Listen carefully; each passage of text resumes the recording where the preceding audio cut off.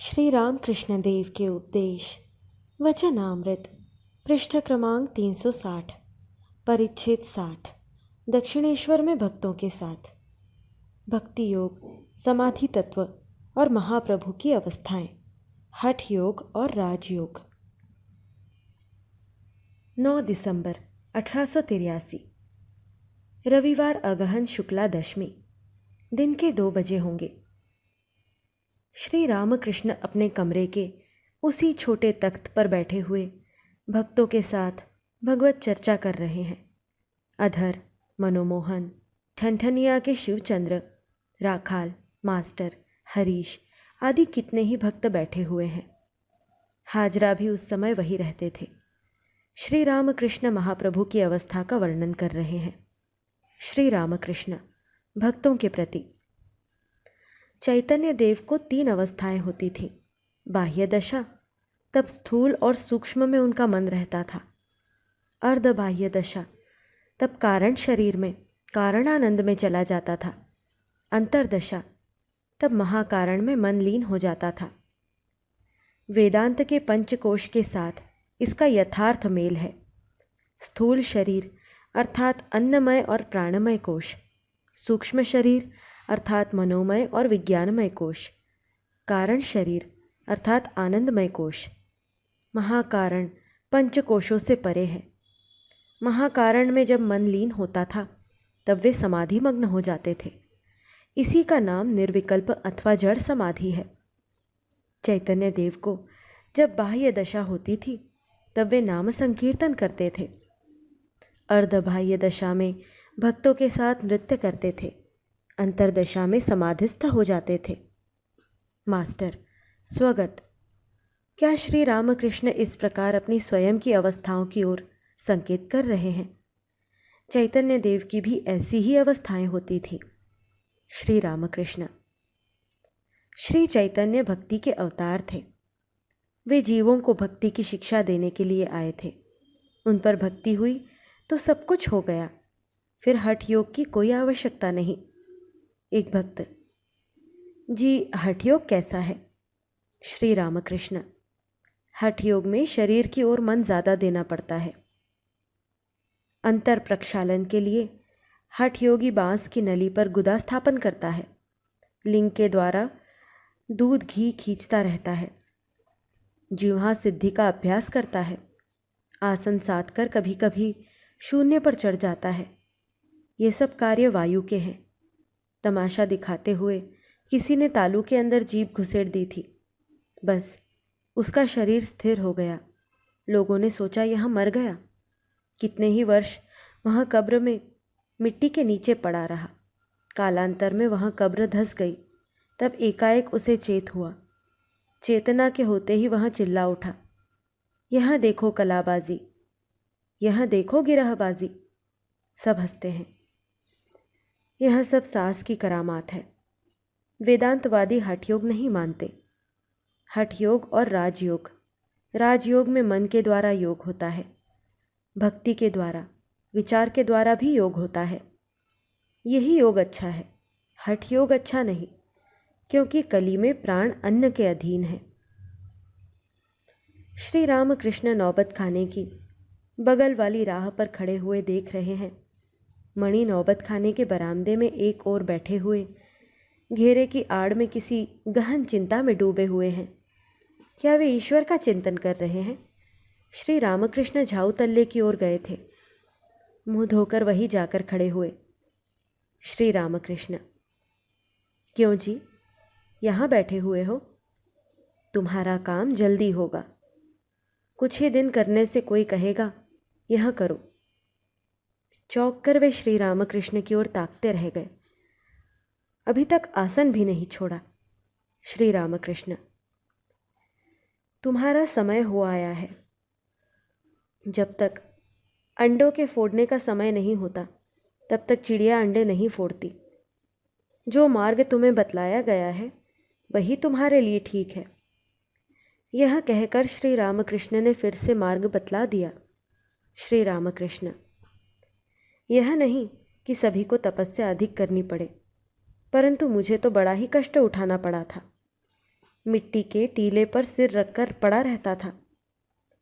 न जाने कहाँ दिन पार हो जाता था। केवल माँ माँ कहकर पुकारता था और रोता था।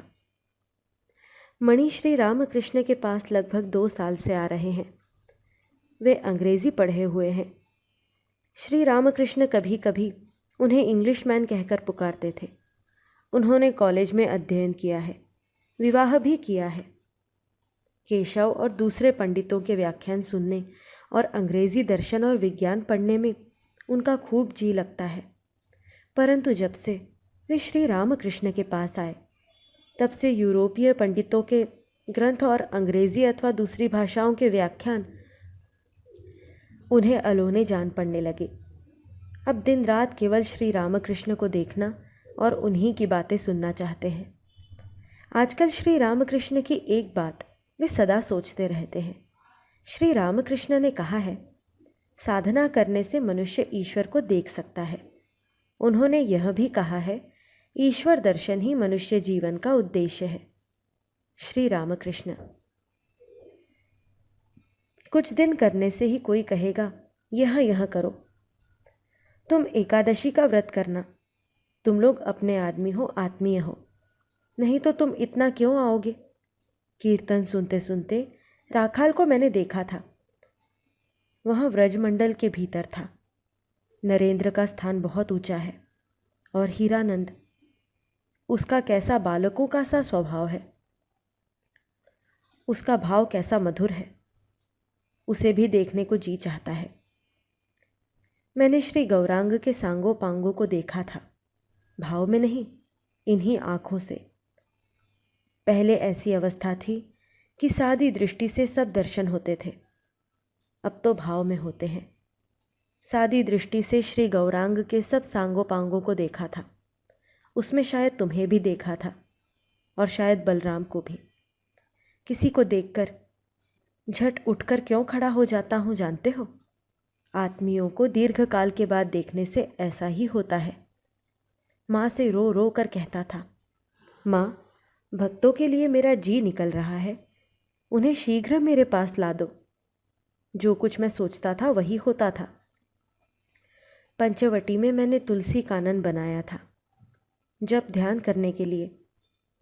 बड़ी इच्छा हुई कि चारों ओर से बांस की कमानियों का घेरा लगा दूं।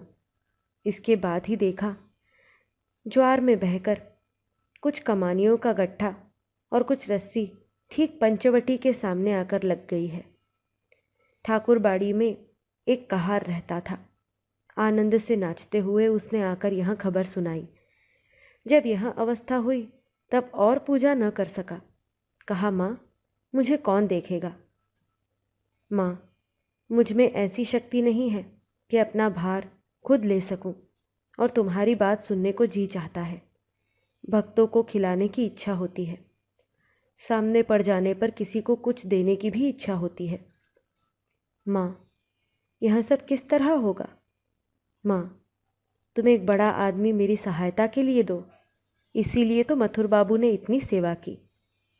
और भी कहा था, माँ, मेरे तो सब संतान होगी नहीं, परंतु इच्छा होती है कि एक शुद्ध भक्त बालक सदा मेरे साथ रहे। इसी तरह का एक बालक मुझे दो। इसीलिए तो राखा लाया। जो जो आत्मीय हैं उनमें कोई अंश है और कोई कला। श्री रामकृष्ण फिर पंचवटी की ओर जा रहे हैं। केवल मास्टर साथ हैं और कोई नहीं। श्री रामकृष्ण प्रसन्नतापूर्वक उनसे विविध वार्तालाप कर रहे हैं।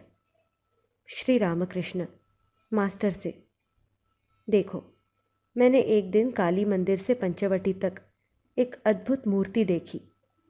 इस पर तुम्हारा विश्वास होता है?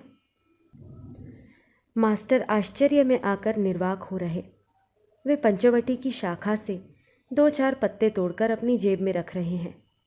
श्री रामकृष्ण, यह डाल गिर गई है, देखते हो? मैं इसके नीचे बैठता था। मास्टर, मैं इसकी एक छोटी सी डाल तोड़ ले गया हूँ, उसे घर में रख दिया है। श्री रामकृष्ण सहास्य, क्यों? मास्टर, देखने से आनंद होता है। सब समाप्त हो जाने पर यही जगह महातीर्थ होगी। श्री रामकृष्ण सहास्य। किस तरह का तीर्थ? क्या पानीहाटी की तरह का? पानीहाटी में बड़े समारोह के साथ राघव पंडित का महोत्सव होता है। श्री रामकृष्ण प्रायः हर साल यह महोत्सव देखने जाया करते हैं और संकीर्तन के बीच में प्रेम और आनंद से नृत्य किया करते हैं। मानो भक्तों की पुकार सुनकर श्री गौरांग स्थिर नहीं रह सकते। संकीर्तन में स्वयं जाकर अपनी प्रेम मूर्ति के दर्शन कराते हैं। हरि कथा प्रसंग। संध्या हो गई। श्री रामकृष्ण अपने कमरे में छोटे तख्त पर बैठे हुए जगन माता का चिंतन कर रहे हैं। क्रमशः मंदिर में देवताओं की आरती होने लगी। शंख और घंटे बजने लगे। मास्टर आज रात को यही रहेंगे।